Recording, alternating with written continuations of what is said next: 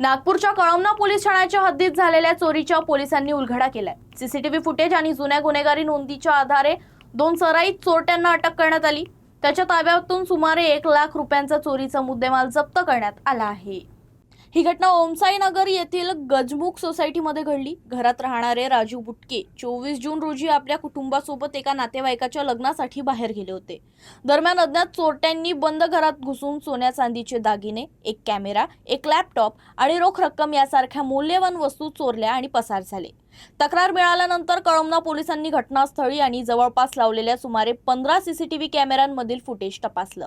तपासादरम्यान मिळालेल्या पुराव्यांच्या आणि आरोपींच्या मागील गुन्हेगारी पार्श्वभूमीच्या आधारे पोलिसांनी सुमित मेश्राम आणि ध्रुव बिरबल यांना अटक केली। चौकशी दरम्यान आरोपीनं चोरीची कबुली दिली। माहितीच्या आधारे पोलिसांनी अंदाजे 1 लाख रुपयांचा चोरीचा माल जप्त केला। हे दोनही आरोपी शहरातील इतर चोऱ्यांमध्ये सामील आहेत का या दिशेनं पोलीस आता तपास करत आहेत।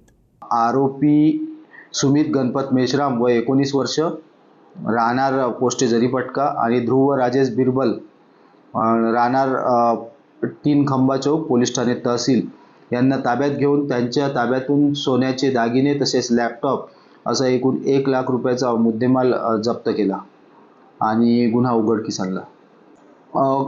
जे अटक आरोपी आहेत ते रेकॉर्डवरचे आहे, घरफोडीचे गुन्हेगार आहेत, जरीपटका आणि तहसील पोलीस स्टेशनच्या हद्दीतील। यापूर्वी सुद्धा त्यांनी अशा प्रकारचे गुन्हे केलेले आहेत।